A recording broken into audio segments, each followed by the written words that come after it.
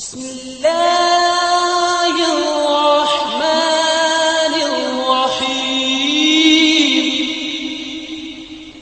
آج میں آپ کو بتاؤں گی حضرت نوح کی کہانی۔ حضرت نوح علیہ السلام کا قصہ اسلام کے عظیم پیغمبروں میں سے ایک کی زندگی اور ان کے مشن کو بیان کرتا ہے۔ قرآن مجید اور احادیث نبویہ میں حضرت نوح علیہ السلام کا قصہ بہت تفصیل سے بیان کیا گیا ہے۔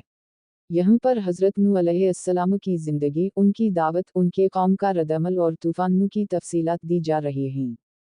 حضرت نوح علیہ السلام کا شمار اللہ کے انبیاء میں ہوتا ہے جنہیں اللہ تعالیٰ نے اپنی قوم کی ہدایت کے لیے بھیجا۔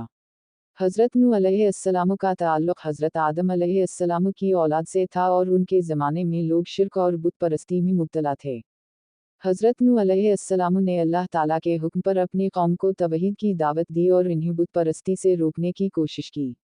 انہوں نے اپنی قوم کو بتایا کہ اللہ ایک ہے اور وہی عبادت کے لائق ہے۔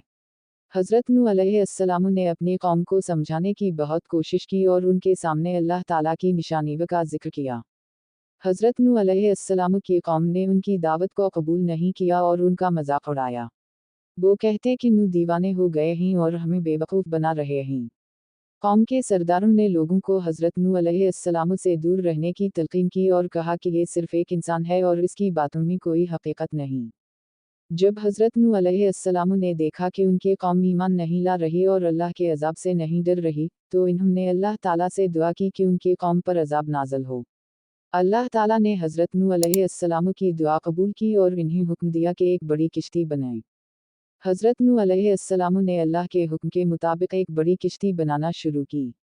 ان کی قوم کے لوگوں نے ان کا مذاق اڑایا اور کہا کہ وہ صحرا میں کشتی بنا رہے ہیں جہاں پانی کا کوئی نام و نشان نہیں۔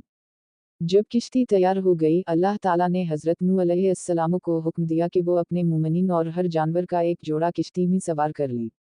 حضرت نوح علیہ السلام نے اللہ کے حکم کی تعمیل کی اور اپنے پیروکاروں اور جانوروں کو کشتی میں سوار کیا۔ پھر اللہ تعالیٰ نے زمین اور آسمان سے پانی برسایا اور ایک بڑا طوفان الف مدہ الف۔ طوفان کے پانی نے حضرت نوح علیہ السلام کی قوم کو ڈوبو دیا اور وہ سب لوگ جو اللہ کے حکم کی نافرمانی کر رہے تھے، غرق ہو گئے۔ صرف وہی لوگ بچ گئے جو کشتی میں سوار تھے۔ طوفان کے بعد اللہ تعالیٰ نے پانی کو کم کیا اور کشتی کو ایک پہاڑ پر ٹھہرا دیا۔ حضرت نوح علیہ السلام اور ان کے پیروکاروں نے اس جگہ کو آباد کیا اور اللہ تعالیٰ کی عبادت میں مشغول ہو گئے۔ حضرت نوح علیہ السلام کا قصہ ہمیں یہ سکھاتا ہے کہ اللہ کے پیغمبروں کی باتوں کو سننا اور ان پر عمل کرنا ضروری ہے۔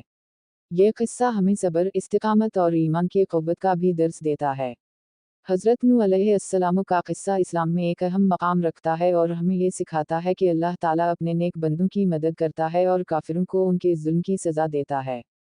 یہ قصہ ایمان کی تجدید اور اللہ تعالیٰ کی عظمت کی پہچان کا ذریعہ بنتا ہے۔